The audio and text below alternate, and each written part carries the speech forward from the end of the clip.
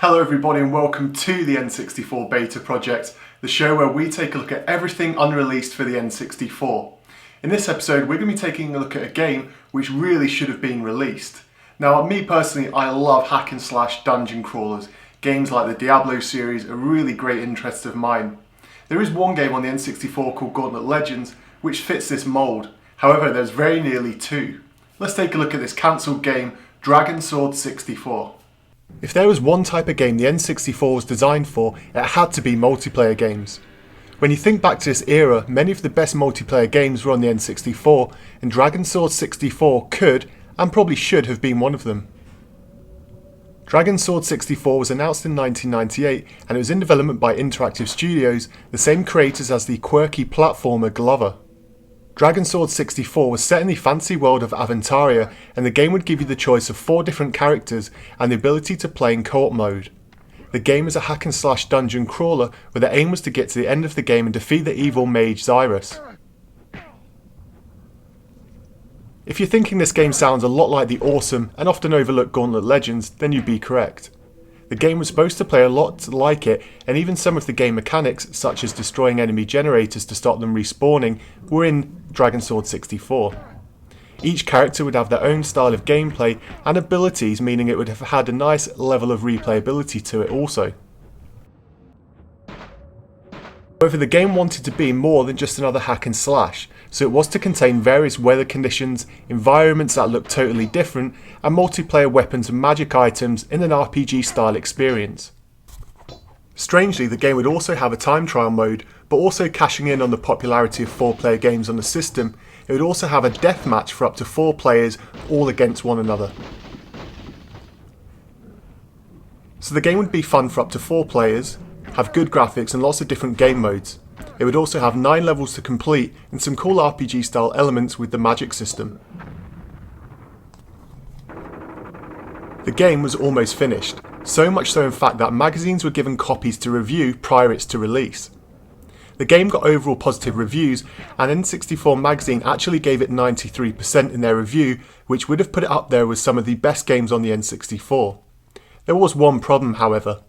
When they phoned Interactive Studios to ask what date they should put as the game's release, they were informed that the game had been cancelled by MGM, who were the game's publisher, even though the game was now finished 100%. The decision by MGM was bizarre. Their reasoning was that they did not think the game would sell enough copies to cover manufacturing costs, and also the amount of money it would have needed to market due to it not being from an established franchise or a movie tie-in. Naturally, Interactive Studios were furious about this, so much so in fact that one of the team members quit the company because of this.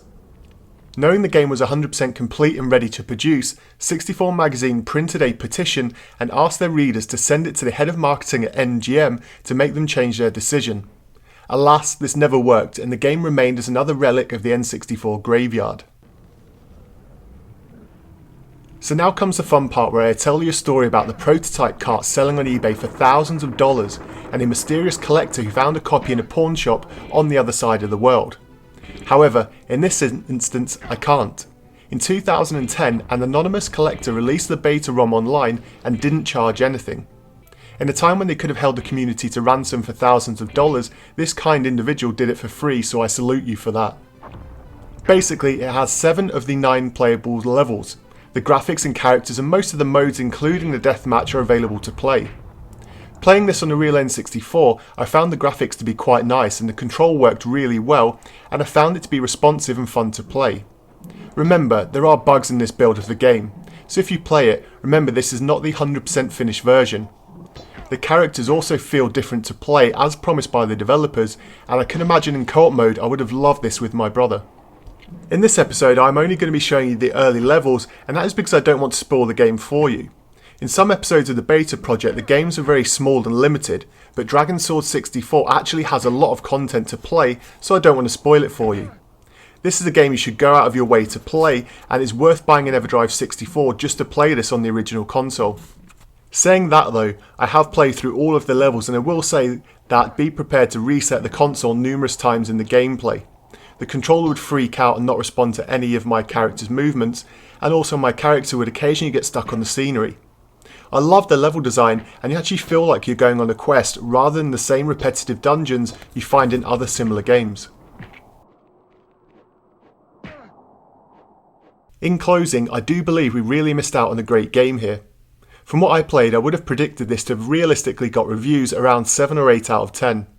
The genre was hottest with PC games at this time, and games like Diablo were absolutely setting the pace. I believe they got this game running on the N64 as a real triumph, but it would have been interesting to see how many copies actually sold. So what do you think of Dragon Sword 64? From what you've seen, would you have bought it? Or would you have played this already? What do you think?